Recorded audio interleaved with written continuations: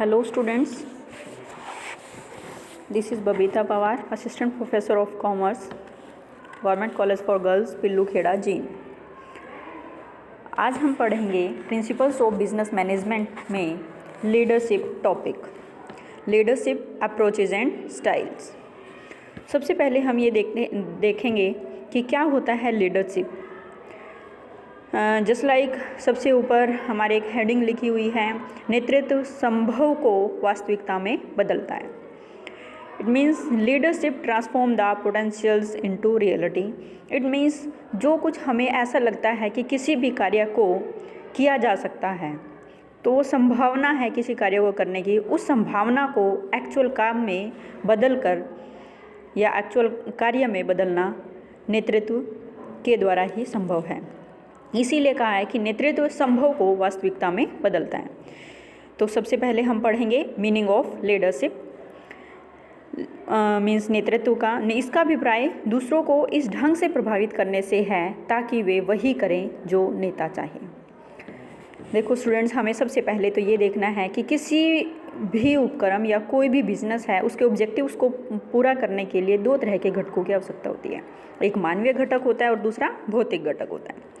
मानवीय घटक it means हमारा कर्मचारी वर्ग, जबकि भौतिक घटक जिसमें हमारे सभी संसाधन जो जैसे पूंजी, मशीन, माल जो भी हमारे बिजनेस के अंदर अवेलेबल होते हैं वो सभी।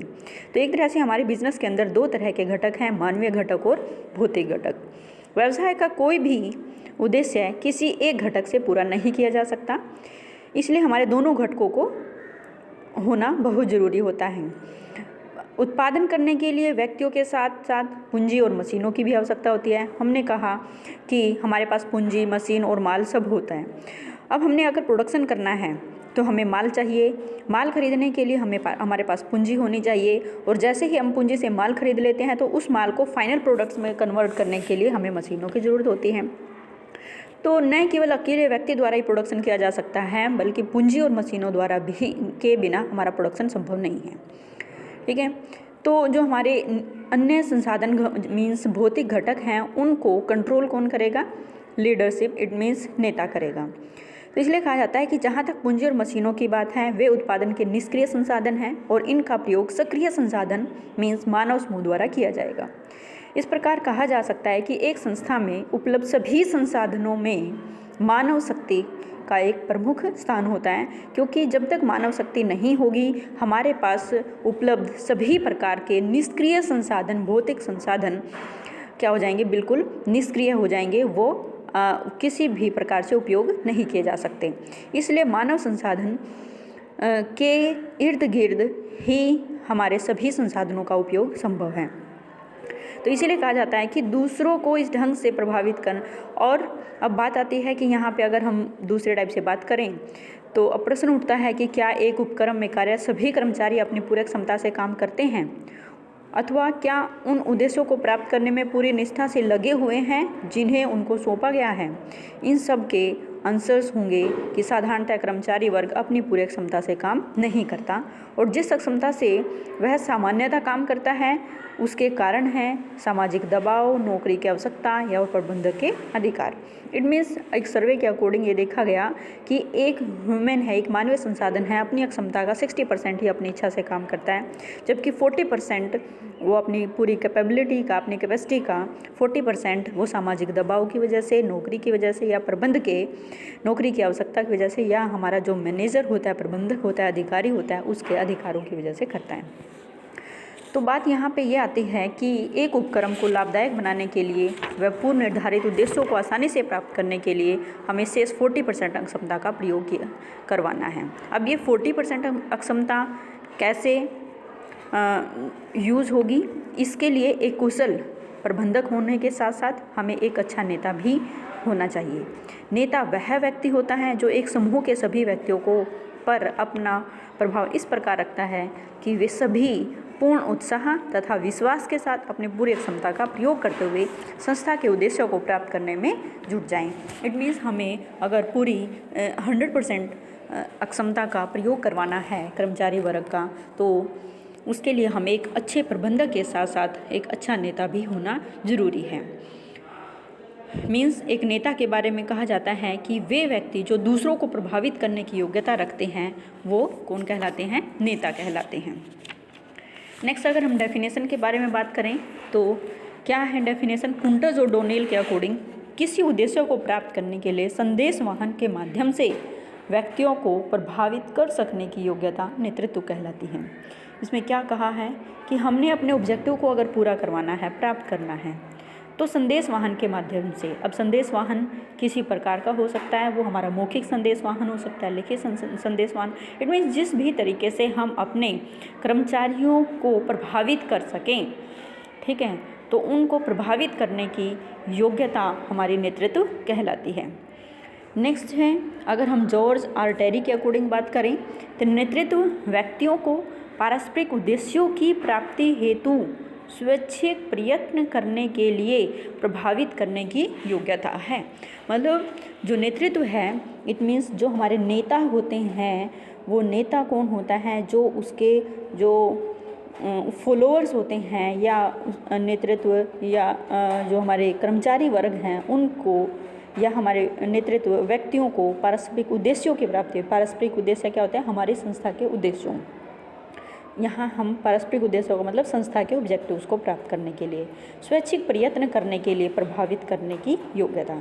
इनमें स्वैच्छिक प्रयत्न का मतलब क्या होता है? अपनी इच्छा से प्रयत्न करने की योग्यता, कि लोग अपने आप से काम करने के लिए उत्सुक हों, वो किसी के दबाव में आकर काम ना करें, अपने आप से प्रेरित हों काम करने के लिए। तो इस टाइप की योग्यता पैदा करना नेतृत्व कहलाता है। अब हम बात करेंगे नेतृत्व की विशेषताएं अथवा प्रकृति। क्या है नेतृत्व की विशेषताएं? सबसे पहले हम बात करेंगे अनुयायी, कि एक नेतृत्व की हमारी सबसे पहली जो आवश्यकता होती है वो है अनुयायियों का होना। जब तक हमारे अनुयायी नहीं होंगे, नेतृत्व की हम कल्पना भी नहीं कर सकते। इट मीन्स हम नेता किसके बनेंगे? किसको हम प्रभावित करेंगे अपने विचारों से? किसको हम काम करने के लिए प्रेरित करेंगे? इट मीन्स अनुयायियों का होना बहुत ज़रूरी है। अनुयायियों के बिना नेता का अपना कोई अस्तित्व नहीं होता। अतः नेतृत्व के लिए नेता के साथ साथ कार्य करने वाले अनुयायियों का होना भी जरूरी होता है। नेक्स्ट होगा व्यक्तिगत योग्यता। नेतृत्व किसी व्यक्ति विशेष की अपनी योग्यता अथवा गुण पर आधारित होता है। इट मीन्स जो नेतृत्व होने के लिए किसी व्यक्ति विशेष में नेतृत्व की योग्यता है या गुण है, ये बात सबसे मायने रखती है। एक प्रबंधक में नेतृत्व के जितने अधिक गुण होंगे वह उतना ही सफल नेता बन सकेगा। इट मीन्स किसी व्यक्ति विशेष की नेतृत्व संबंधी क्षमता के बारे में सभी के अलग अलग विचार हैं। कोई तो ये कहता है कि नेतृत्व की जो योग्यता होती है जन्मजात होती है। इट मीन्स जन्म से ही होती है व्यक्ति के अंदर, कि वो हमेशा एक लीडर टाइप में ही कार्य करता है। जबकि कुछ व्यक्ति ये कहते हैं कि योग्यता प्राप्त की जाती है। तीसरे कुछ यूँ कहते हैं कि नेता जन्मते नहीं है बल्कि उनको बनाया जाता है। ठीक है, तो सभी के अपने अपने विचारधारा हैं। नेक्स्ट होता है प्रभावीकरण प्रक्रिया। नेतृत्व एक प्रभावीकरण प्रक्रिया के रूप में होता है। सबसे पहली बात अब यहाँ करेंगे हम कि प्रभावीकरण क्या है। प्रभावीकरण का मतलब है कि दूसरों को अपने प्रभाव में लेना। मीन्स नेतृत्व के अंतर्गत अपने अनुयायियों के साथ इस तरह से हमें व्यवहार करना है। इट मीन्स हमारे जो फॉलोअर्स हैं, हमें मानने वाले जितने भी कर्मचारी वर्ग हैं, उनके साथ इस प्रकार से व्यवहार करना कि वे स्वयं ही उसके प्रभाव में आ जाएं। इट मीन्स वो जैसा चाहे वे वैसा ही कार्य करने के लिए तैयार हो जाएं। उन पे वो मनाही नाम का, उनमें किसी भी प्रकार का कोई पॉइंट ना हो। नेक्स्ट होगा अनावश्यक दबाव की आवश्यकता नहीं। एक अच्छा नेता तभी माना जाता है कि जब कि उसके फॉलोअर्स होते हैं किसी प्रकार के दबाव महसूस ना करें। नेतृत्व का लक्षण यह भी है कि इसके अंतर्गत किसी प्रकार के दबाव की आवश्यकता नहीं होती, बल्कि जो मैनेजर होता है वो अपने व्यवहार से जो कर्मचारी होंगे उन पर ऐसा प्रभाव छोड़ता है कि वे स्वेच्छा से ही कार्य करने लगते हैं। इट मीन्स अपने आप ही कार्य करना शुरू कर देते हैं। वो बिना किसी बात से डर कर कार्य करना नहीं चाहते। नेक्स्ट होगा पूरी क्षमता का प्रयोग। जैसा कि स्पष्ट है, सामान्यतः मनुष्य अपनी पूरी क्षमता का प्रयोग नहीं करता। पूरी क्षमता का प्रयोग करवाने के लिए उसे उत्साहित करने की आवश्यकता होती है, जो कि नेतृत्व द्वारा ही संभव है। अतः नेतृत्व की यह विशेषता है कि इसके द्वारा जो उसके अनुयायी होंगे वो अपनी पूरी कैपेबिलिटी से काम करने लग जाएंगे। नेक्स्ट होगा फिर आदर्श आचरण। नेतृत्व के लिए ये जरूरी है कि एक नेता में नेता एक आदर्श व्यवहार वाला व्यक्ति होना चाहिए। वह केवल दूसरों को भाषण दे ले, ये कहा जाता है ना कि सबसे पहले दूसरों से कार्य करवाने से पहले वो, या दूसरों से किसी बात की इच्छा रखने से पहले वो सारी चीज़ें हमारे अंदर होनी चाहिए, वो सभी आचरण हमारे व्यवहार में होने चाहिए। तो वह केवल दूसरों को भाषण देने वाला ही नहीं होना चाहिए, बल्कि दूसरों से अपेक्षित व्यवहार पहले वह स्वयं करे। ठीक है, अगर वो ये चाहता है कि वो एक मैनेजर ये चाहता है कि वह अपने कर्मचारियों को समय पर आने के लिए कहे, तो सबसे पहले उसको स्वयं ही समय पर पहुंचना होगा। स्वयं हमेशा देरी से कार्यालय नहीं पहुंचेगा तो ही वह अपने कर्मचारियों को समय पर आने के लिए कह सकता है। नेक्स्ट होगा निरंतर। नेतृत्व एक निरंतर चलने वाली प्रक्रिया है। नेतृत्व की प्रक्रिया निरंतर चलते रहने की होती है, अर्थात नेता द्वारा अनुयायियों को संगठन के उद्देश्य स्पष्ट कर देने मात्र से ही उसका कार्य पूरा नहीं हो जाता, बल्कि उसे उनका लगातार मार्गदर्शन भी करना पड़ता है। इसलिए कहा जा सकता है कि नेतृत्व एक गतिशील प्रक्रिया है। इट मीन्स ऐसा नहीं है कि एक बार हमने नेतृत्व कर दिया तो पूरे लाइफ टाइम के लिए आगे हमें ज़रूरत नहीं होगी, ऐसा नहीं होगा। नेक्स्ट है नेतृत्व प्रबंध का एक अंग है, समुचित प्रबंध नहीं। मतलब मीन्स ऑलमोस्ट ये मानते हैं कि प्रबंध और नेतृत्व दोनों एक दूसरे के पर्यायवाची होते हैं, लेकिन ऐसा नहीं है। प्रबंध के अंतर्गत तो क्या होगा कि हम योजनाएं बनाएंगे, उन योजनाओं को कार्यरूप देंगे, संगठन बनाएंगे। मीन्स हमारे मैनेजमेंट के 5 फंक्शंस हैं, वो सभी प्रबंध, सबसे पहले नियोजन, संगठन, नियुक्तियाँ, निर्देशन और फिर नियंत्रण। तो हमारा जो नेतृत्व पॉइंट है या हमारा नेतृत्व जो विचार है वो हमारे निर्देशन जो अंग है उसका एक हिस्सा है। लेकिन प्रबंधक इन सभी कार्यों को सफलतापूर्वक नहीं कर सकता यदि वह नहीं जानता कि नेतृत्व कैसे किया जाता है। इट मीन्स व्यक्तियों से कैसे काम लिया जाता है। वास्तविकता तो ये होती है कि नेता की नियुक्ति व्यवसाय से अलग नहीं की जा सकती, बल्कि उसकी नियुक्ति भी मैनेजमेंट के रूप में होती है और मैनेजर के पद पर कार्य करते हुए उसे नेतृत्व का कार्यभार भी संभालना होता है। नेक्स्ट पॉइंट होता है नेतृत्व एक चिर नवीन प्रक्रिया है। Leadership is ever a new process. मतलब कहने का क्या होता है कि कार्य के हमारे रूप हैं कंटिन्यू बदलते रहते हैं, या व्यक्तियों की कार्यकुशलता, कार्य के उत्साह, प्रतियोगिता के स्तर आदि में कंटिन्यू चेंजेस होते रहते हैं। मतलब कहने का कि हमारे जो काम करने के तरीके हैं, व्यक्तियों के एफिशिएंसी है, सभी में कंटिन्यू चेंजेस होते रहते हैं। इस प्रकार जो बदलता जो वातावरण है उसमें नेता के सामने प्रतिदिन नई नई समस्याएं उत्पन्न होती रहती हैं।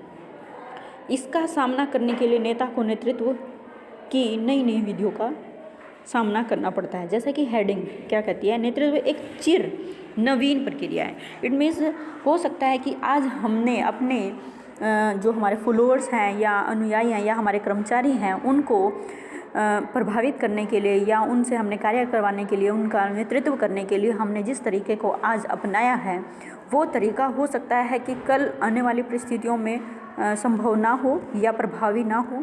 तो इसलिए कहता है कि जैसी जैसी परिस्थितियाँ सामने आती रहती हैं उसके अकॉर्डिंग ही नेतृत्व का रूप भी बदलता जाता है। नेक्स्ट है नेतृत्व वह है जो एक व्यक्ति करता है, न कि वह जो एक व्यक्ति है। मतलब कहना क्या है, नेतृत्व वह है जो एक व्यक्ति करता है। इट मीन्स एक व्यक्ति जो काम करता है वही उसका नेतृत्व है, न कि वह जो कि एक व्यक्ति है। इट मीन्स यहाँ पे नेतृत्व की जानकारी किसी एक व्यक्ति के नाम से या उसके पद से नहीं होती। इट मीन्स अगर हम बात करें कि लीडरशिप क्या है, लीडरशिप किसी व्यक्ति का नाम नहीं है या उसका कोई पद नहीं है, बल्कि उसके कार्य हैं। अर्थात नेतृत्व की पहचान इस बात पर निर्भर करती है कि कोई व्यक्ति कितनी कुशलता से अपने व्यक्तियों को अपना अनुसरण करने के लिए प्रभावित कर सकता है। मीन्स कोई व्यक्ति कितनी कुशलता से अन्य व्यक्तियों को अपना अनुसरण करने के लिए प्रभावित कर सकता है। इट मीन्स एक उच्च पद पर आसीन व्यक्ति में नेतृत्व के गुण का अभाव हो सकता है, जबकि एक दूसरा व्यक्ति जो निम्न पद पर है अपनी अधिक कार्य व्यवहार कुशल होने के कारण नेता बन सकता है। तो ये नहीं है कि अगर पुस्तक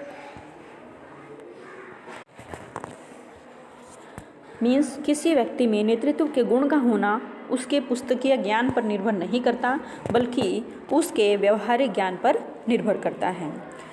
नेक्स्ट होगा नेतृत्व संभव को वास्तविकता में बदल सकता है। जैसा कि मैंने आपको स्टार्टिंग में ही बताया, ये एक ऐसी शक्ति है जो छिपी हुई अक्षमताओं को अपने व्यवहार द्वारा प्रकाश में ले आती है। सामान्यतः ऐसा होता है कि कुछ कर्मचारी अपनी अक्षमता का पूरा अनुमान नहीं लगा पाते और उनके मस्तिष्क में कार्य करने की एक सीमा निर्धारित हो जाती है कि उससे अधिक कार्य करने की उनमें क्षमता नहीं है, जबकि वास्तव में ऐसा नहीं है। वो अपनी क्षमता से कहीं गुना ज़्यादा वर्क कर सकते हैं और ये सब कुछ कैसे संभव होगा? एक अच्छे नेतृत्व से होगा। नेक्स्ट क्या है? नेता इसलिए बनते हैं कि कुछ व्यक्ति किसी व्यक्ति का अनुसरण करना चाहते हैं। यदि मानव स्वभाव स्वयं कार्य करने का हो तो नेता की आवश्यकता ही नहीं। मीन्स ये कहा जाता है कि कुछ व्यक्ति ऐसे होते हैं जो अपने आप से काम करना नहीं चाहते, ठीक है, या काम करने से जी चुराते हैं। तो इस प्रकार के व्यक्तियों से अगर हमें काम लेना है तो हमें नेता बनाने पड़ेंगे। नेक्स्ट पॉइंट आ जाता है फिर नेतृत्व का महत्व। इट मीन्स नेतृत्व क्यों जरूरी है, इसकी क्या भूमिका है। इसके लिए हमें देखना है कि प्रभावपूर्ण नेतृत्व के अभाव में कोई भी संगठन कुशलतापूर्वक कार्य नहीं कर सकता, क्योंकि संगठन का निर्माण विशेष ऑब्जेक्टिव्स की प्राप्ति के लिए एक मानव समूह के रूप में किया जाता है, अतः उनका नियंत्रण किया जाना आवश्यक है। पीटर एफ ड्रकर क्या कहते हैं? व्यावसायिक नेता किसी व्यावसायिक उपक्रम द्वारा आधारभूत और दुर्लभ साधन है। इट मीन्स व्यावसायिक जो हमारे बिजनेस लीडर्स होते हैं, जो किसी भी बिजनेस एंटिटी के लिए आधारभूत और दुर्लभ साधन होते हैं। इस प्रकार मतलब कहना क्या होता है, इस प्रकार के जो हमारे लीडर्स होते हैं वो बहुत ही कम मिलते हैं। अनेक व्यावसायिक उपक्रमों की असफलता का मुख्य कारण यही है कि उनको एक अच्छा नेता नहीं मिल पाता। वो उनके पास कर्मचारी होते हैं, उनके पास मानवीय संसाधन होते हैं, उनके पास भौतिक संसाधन होते हैं, परंतु उन संसाधनों को हैंडल करने के लिए, उन संसाधनों से कार्य लेने के लिए उनके पास एक अच्छे मैनेजर के रूप में या एक अच्छे नेता के रूप में व्यक्ति नहीं होते। तो उन्होंने जस्ट लाइक एक कुंडज और डोनेल ने नेतृत्व के महत्व को एक डायग्राम के थ्रू स्पष्ट किया है। सबसे ऊपर लिखा हुआ है कैपेबिलिटी यूटिलाइजेशन, इधर है लेफ्ट साइड में लिखा हुआ है इंड्यूस्ड बाय लीडरशिप, उसके एरो का साइन लगाकर एक्सपेक्टेंसी थ्रू लीडरशिप। मतलब कहना क्या होता है, एक्सपेक्टेंसी थ्रू लीडरशिप 40%, और दूसरा होता है उसके नीचे ही है नॉर्मल एक्सपेक्टेंसी, दैट इज़ 60%। मतलब हमने स्टार्टिंग में पढ़ा था कि एक व्यक्ति अपनी 60% टोटल अक्षमता, इट मीन्स 100% अक्षमता में से 60% जो अपनी कैपेसिटी को यूज़ करता है, किसके प्रेशर से? सोशल प्रेशर से, इट मीन्स सामाजिक दबाव की वजह से, या उसको जॉब की आवश्यकता है इसलिए, या फिर वो अपने अधिकारी के अधिकारों से डर करके कि उसका अधिकारी कहीं उसको अगर वो कार्य नहीं करेगा तो उसका अधिकारी उसको जॉब से निकाल देगा। तो इन सभी के कारण वो अपने 60% अक्षमता से काम करता है। बाकी बची हुई 50% अक्षमता से कार्य कब करेगा वो? जब उसको एक अच्छा नेतृत्व मिलेगा। ठीक है, इसको हम आगे भी दिखाएंगे। इसमें सबसे पहले हमारे पास है कि सामाजिक दबाव। जब एक व्यक्ति को, सबसे पहला पॉइंट था कि कर्मचारी अपनी कुल कार्यक्षमता का केवल 60% तक प्रयोग स्वेच्छा से करते हैं। उपलब्ध क्षमता के इस प्रतिशत का प्रयोग करना किन कारणों से आवश्यक है? सबसे पहला है सोशल प्रेशर। जब एक व्यक्ति को किसी कार्य के लिए नियुक्त किया जाता है तो उसके बदले में उसे कुछ प्रतिफल दिया जाता है। मतलब कहने का क्या होता है कि किसी व्यक्ति को कोई भी कार्य करने के लिए जब अपॉइंट किया जाता है तो उसके बदले में उसको कुछ दिया जाता है, इनमें से उसको प्रतिफल मिलता है, जैसे कि सैलरी वगैरह। तो उस सैलरी मिलने की उम्मीद से ही उसके अंदर सामाजिक दायित्व की भावना जन्म लेती है और उसके अकॉर्डिंग ही वो फिर काम करता है। दूसरा होता है नौकरी की आवश्यकता। अपनी पूरी क्षमता का स्वेच्छा से प्रयोग करने के लिए वो इसलिए भी कार्य करता है कि वह अपनी नियुक्ति को लगातार बनाए रखना चाहता है। मीन्स वो लगातार जॉब करना चाहता है। अगर उसकी जॉब की एक्सपेक्टेंसी ख़त्म हो जाती है, वो जॉब नहीं करना चाहता, तो वो कार्य भी नहीं करेगा। तीसरा होगा कि अधिकारी के अधिकार। प्रबंधक अपने अधीनस्थों को कार्य का बंटवारा। नेक्स्ट है अधिकारी के अधिकार। सॉरी, बीच में थोड़े से डिस्टर्बेंस हो गई थी, उसके लिए तो हम थर्ड पॉइंट दोबारा पढ़ेंगे। अधिकारी के अधिकार। एक मैनेजर होता है, अपने अधीनस्थों को कार्य का बंटवारा कर देता है और उनसे अपेक्षा करता है कि उसे एक निश्चित ढंग से वो पूरा करें।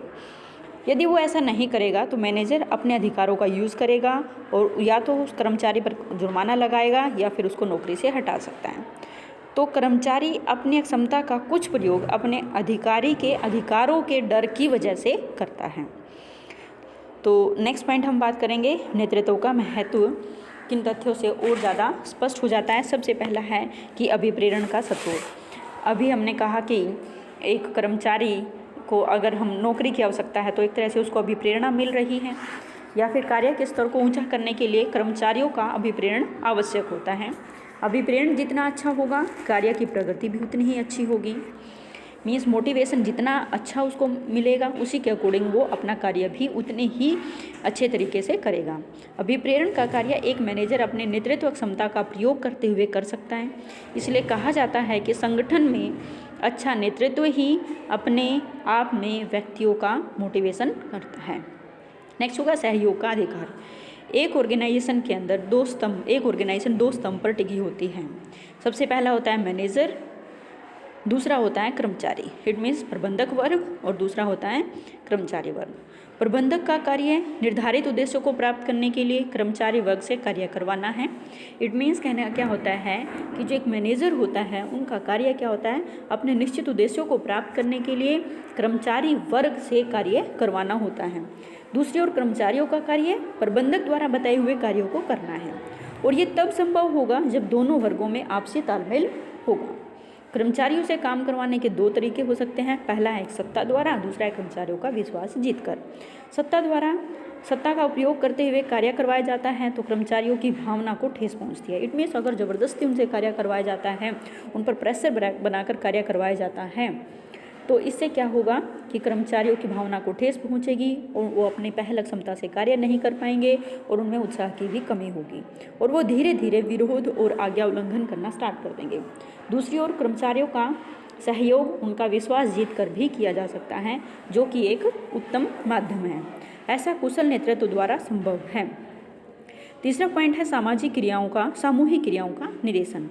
नेतृत्व के महत्व के संबंध में एक तर्क यह है कि जहाँ तक निर्धारित उद्देश्यों की प्राप्ति एक मानव समूह द्वारा की जाती है, वहाँ नेतृत्व का होना जरूरी हो जाता है।